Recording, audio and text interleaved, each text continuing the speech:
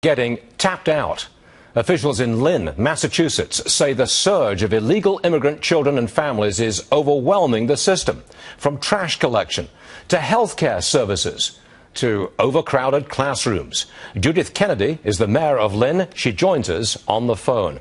Your Honor, I understand that you've got, 248 children from Guatemala alone in your school system on very short notice. Is that accurate? Yes, that's the number that we have received between the ages of 14 and 17 in the last 2 school years. Who's paying for them? We are. What special services do you have to provide for nearly 250 teenagers? I mean, do they speak English? Often they come in not speaking English and not even speaking Spanish, but speaking a tribal dialect, a village dialect from their home province. So, and in that case, many of them are also illiterate in both of those languages. So we are really starting with older children, if you want to call them that, who have had little or no formal schooling. Did you know they were coming? No, we've gotten no notice from anybody until they arrived. I mean, they literally arrived on buses or planes and were then shuttled to Lynn, Massachusetts, and put straight into the school system? Well, I don't think they came all at once. We started noticing in the fall of 2012 that we had about 60 new registrations in the city's schools that were all coming from, I think it's called San Marcos in Guatemala, and we started to question why this was happening. And as it turns out, it was the first wave of these unaccompanied minors.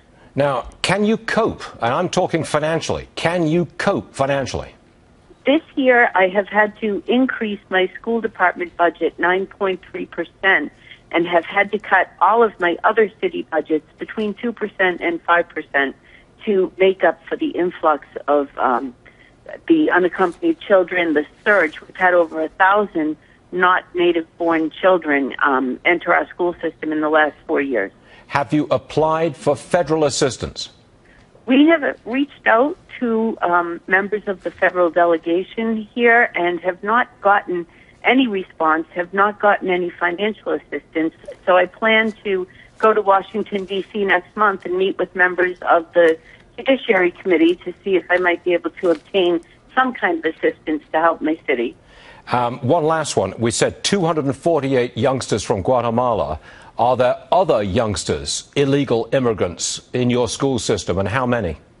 Yes, there are, but it's a handful compared to the number that are coming from this particular province in Guatemala. Mayor Kennedy, thank you very much for taking time with us today. I know that you're busy with flooding in your area. Thanks for taking the time. We do appreciate it, ma'am. Thank you. And thank you for having me.